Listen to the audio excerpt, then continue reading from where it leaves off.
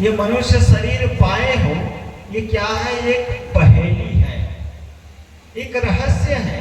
यह जो मनुष्य शरीर का मिलना एक रहस्यात्मक बात है। और इस रहस्य को जब जान जाओगे या इस पहेली को जब बूझ लोगे, तबे सराहो तो सदगुरु कबीर साहब कहते तब तुम्हारी प्रशंसा है, या तब तुम्हारी प्रशंसा करूंगा। साहेब इस साखी में हंस शब्द लेते हैं। लगता है सदगुरु कबीर साहब को हंस शब्द बहुत प्यारा था। बीजक में जगह जगह आते हैं, इस शब्द का प्रयोग करते हैं जो कवि जगत में चलते हैं। और हंस होते भी हैं, हंस का रंग सफेद होता है कहते हैं, लेकिन उसकी जो मुख्य विशेषता है हंस का, हंस की ये विशेषता है कि वह नीर और क्षीर, क्षीर यानी दूध, नीर यानी पानी, दूध में अगर पानी मिला करके उसके सामने रख देंगे तो हंस किसको ग्रहण करेगा? दूध को ग्रहण करेगा, पानी को छोड़ देगा। मतलब सार चीज को ग्रहण करता है या सार को छोड़ देता है। ये हंस की विशेषता है। शायद इसीलिए सदगुरु कबीर साहब को हंस शब्द बहुत प्यारा है। और जगह जगह अपने बीजक में, बीजक ऐसा ग्रंथ है, सागर है ज्ञान का खजाना। जैसे दर्शन होते हैं ना, दर्शन, दर्शन एक बीजक एक दर्शन ही है, समझिए। सब जगह सदगुरु कबीर साहब सूत्र रूप में दिया गया है और सारा समाधान आपको बीजक में मिल जाएगा। तन का, मन का, धन का, सामाजिक, पारिवारिक, मानसिक सारा समाधान बीजक में रखा है। और बीजक एकदम सूत्र रूप में है। उसको अगर हम अच्छे तरीके से ग्रहण करते हैं, अध्ययन करते हैं तो। अब मुझे ऐसा लगता है हम सबको चाहिए कि जीवन में कुछ पुस्तकें हैं, उसको तो कम से कम जीवन में एक बार पढ़ ही लेना चाहिए। अगर इस मनुष्य शरीर को पा करके या इस सत्संग और कुछ चीजों को समझते हैं, जुड़े हैं, उसके बाद भी कुछ पुस्तकें हैं जिसको हम नहीं पढ़ते हैं, तो ये मनुष्य शरीर का पाना एकदम व्यर्थ है, निरर्थक है। उसमें से पहला पुस्तक मैं अगर कहूंगा तो सदगुरु कबीर साहब का बीजक है। ये हमें जीवन में एक बार पढ़ ही लेना चाहिए। अब आदमी कितना जीता है? 30 साल, 40 साल, 50 साल, 60 साल। यहाँ तो जितने हैं सब रिटायरमेंट के पार है, समझिए। अब भारतीय परंपरा में मजे की बात यह है कि पहले से निर्धारित कर दिया है ब्रह्मचर्य, गृहस्थ, वानप्रस्थ, संन्यास। जो 60 के ऊपर वाले हैं उसके लिए है संन्यास। और यहाँ करीब करीब 60 के ऊपर वाले ही दिख रहे हैं, मतलब सबका टाइम संन्यास का टाइम है। अब इतने में भी हम कुछ ग्रंथ है उसको नहीं पढ़ पाते हैं, तो हमारा दुर्भाग्य है। तो मैं आप लोगों से निवेदन करता हूं कि इतने लंबे उम्र में हम जैसे बीजक है, बीजक को हम नहीं पढ़े हैं तो समझिए कि निरर्थक जीवन जी रहे हैं। एक बार दो बार तो बीजक पढ़ ही लेना चाहिए। गीता है हमारे भारतीय परंपरा में, गीता एक बहुत बढ़िया ग्रंथ है, बार बार संत लोग उसका जिक्र करते हैं। गीता पढ़ लेना चाहिए। तो कुछ ऐसे ग्रंथ है जिसको हमें एक न एक बार अध्ययन कर लेना चाहिए, पढ़ लेना चाहिए।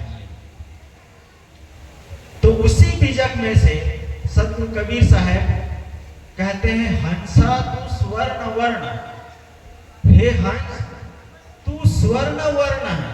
स्वर्ण कहते हैं सोने के, सोने का रंग सबको पसंद है। लोग मंदिर में सोने के रंग चढ़ाते हैं, लोग सोना खरीदते हैं। हीरा मोती तो कोई कोई गोल्डन तो हीरा सोना तो सब देख लेते हैं, डायमंड वगैरह तो बहुत कम देखने में आता है। और देखने को मिले या न मिले उससे कोई फर्क पड़ता नहीं है। लेकिन यहाँ पर सतगुरु कबीर साहब सोना का उदाहरण देते हैं। हंस तो स्वर्ण वर्ण, तो स्वर्ण वर्ण का है, जो तुम्हारा रंग है वह तुम्हारा स्वर्ण वर्ण है। जीव का क्या रंग है, ये तो उदाहरण देते हैं सतगुरु कबीर साहब। जीव का ज्ञान रंग है, ज्ञान से भरा हुआ है, ज्ञान का खजाना है जीव। और सारा ज्ञान विज्ञान कहां से निकलता है, जीव से निकलता है, यानी मनुष्य से निकलता है। जो आदमी आज चांद में अपना पैर रखा हुआ है, चांद में चला गया है, कौन पहुंचा है वहां तक? मनुष्य ही तो पहुंचाया है, मनुष्य ही तो पहुंचा है। तो मनुष्य से बढ़ करके और कोई ज्ञानी, उसी ज्ञानी को समझना है,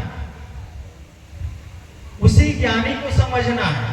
नाम बड़ा नहीं होता है, नाम ही बड़ा होता है। यहां पर पहली शब्द आया है, हंसा तू स्वर्ण वर्ण, क्या वर्णों में तोय, तरिवर पाए पहेली हो। तरिवर पाए पहेली हो, पहेली हो मतलब पहेली, बुझौल जिसे कहते हैं, सरल भाषा में कहूं तो बुझौल होता है ना, बूझो तो जाने, जनाने वाली बातें होती है। जैसे आप लोगों को उदाहरण रख दूं, संत लोग कहा करते हैं, वह कौन सी चीज है जिसमें नाम वाला किसे कहते हैं, वह कौन सा चीज है जिस नाम जिसका आता है, चलो नहीं आता मतलब उसका भाव यह है कि वह कौन सा चीज है जिसमें वो है, सबका है, लेकिन उसमें कुछ नहीं है। तो संत लोग उदाहरण देते हैं, नाम कहते हैं। मतलब जैसे ये आम है, इसको क्या कहते हैं, आम। तो हर चीज का नाम होता है ना, अनार का, आम का, केला का। लेकिन आम शब्द आप लिख दीजिए, आम शब्द बोलिए, तो आम शब्द में जो आप बोल रहे हैं, लिख रहे हैं, उसमें आम तो नहीं है। अंगूर कहते हैं, उसमें अंगूर तो नहीं है, लेकिन उस शब्द का क्या है, नाम है, लेकिन नाम में कुछ नहीं है। तो ये एक प्रकार से बुझौल है। वह कौन सा घर है जिसमें मालिक रहता है लेकिन खुद का पता नहीं है, ये एक बुझौल है। वह कौन सा घर है जिसमें मालिक रहता है लेकिन खुद का पता नहीं है, मालिक खुद से अनजान है। तो वो कौन सा घर है, ये शरीर है। और शरीर में रहने वाला जो जीव है, आत्मा है, वो खुद से अनजान है। रूह और जिस्म का रिश्ता भी अजीब है, जिंदगी भर साथ रहे मगर तौरुफ ना हुआ, मतलब परिचय नहीं हुआ। कितने वर्षों तक इस शरीर में ये जीव रहता है, लेकिन खुद से अनजान रहता है, बाहर भटकता रहता है सुख शांति के लिए, और खुद सुख शांति का सागर है। तेरे ही अंतस्थल में वह सुख सागर लहराता है। सतगुरु अभिलाष साहब जी की कविता है, तेरे ही अंतस्थल में वह सुख सागर लहराता है, पर विपन्न होकर तू दर्द ठोकर खाता है। वो सुख का सागर तेरे अंदर है, लेकिन कहां दर्द ठोकर खाता रहता है। जैसे अभी सुन रहा था ना, तीरथ बरत, यहाँ वहां, मंदिर मस्जिद, और सुख का सागर खुद है, लेकिन खुद से वो अपरिचित है। उसी को शायर कहते हैं, रूह और जिस्म का रिश्ता भी अजीब है, जिंदगी भर साथ रहे मगर तौरुफ ना हुआ, परिचय नहीं हो पाता, खुद से परिचित नहीं हो पाते हैं, भटकते रहते हैं। तो ये एक प्रकार से बुझौल है। ऐसे ही कबीर साहब के बहुत से शब्द हैं जो बुझौल है। वह कौन सा रास्ता है जो बैठने से मंजिल पहुंच जाते हैं और चलने से दूर हो जाते हैं मंजिल से, वो कौन सा रास्ता है? बाहर की मंजिल पाना होता है तो बाहर हमें चलना पड़ता है, चलेंगे तब पहुंचेंगे।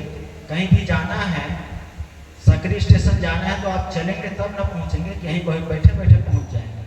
चलना पड़ेगा, चाहे पैदल चले, चाहे गाड़ी से चले, चाहे जिससे चले, तब पहुंचेंगे।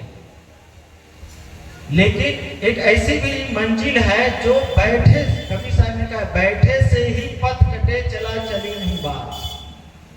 वो बाट, वो रास्ता चलने से नहीं, बैठने से ही पथ कटता है। वो कौन सा है? वो आत्म स्थिति है। आत्मा के तरफ आपको पहुंचना है, आत्मा में पहुंचना है, आत्मा में आत्मस्थित होना है। तो चलने से नहीं पहुंचेंगे आप, बैठने से पहुंचेंगे। ध्यान में पहुंचना है तो कैसे होगा? चलेंगे। ध्यान में पहुंचना है तो बैठना पड़ेगा। शांति चाहिए तो बैठना पड़ेगा। आत्मस्थिति चाहिए तो बैठना पड़ेगा। तो ये बुझौल कबीर साहब के, बैठे से ही पथ कटे, ये बुझौल है। ऐसा कौन सा चोर है जो रात दिन चुरा रहा है, चोरी कर रहा है और हमें पता नहीं है? तो बुझौल है, बताइए क्या है?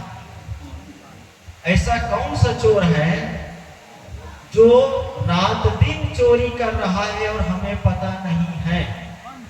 तो काल है, समय है।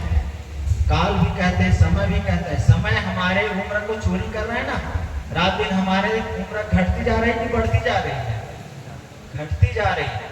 लेकिन हम लोग बर्थडे मनाते हैं और कहते हैं कि आज हम इतने साल के हो गए, इतने उम्र के हो गए, खुश होते हैं। 50 साल के हो गए, बर्थडे मना रहे हैं, 50वां बर्थडे। अब मान लो आदमी की उम्र 70 साल है, 80 साल है और उसका ये 50वां बर्थडे मना रहे हैं, तब 70 साल में 50 साल घटा दे तो कितना बचा? 20 ही साल बचा ना। 80 साल का है तो 30 साल बचा। 100 साल का है तो आदमी आधा खत्म। तो ऐसे ही रात दिन समय चोरी कर रहा है और हमें पता नहीं चलता।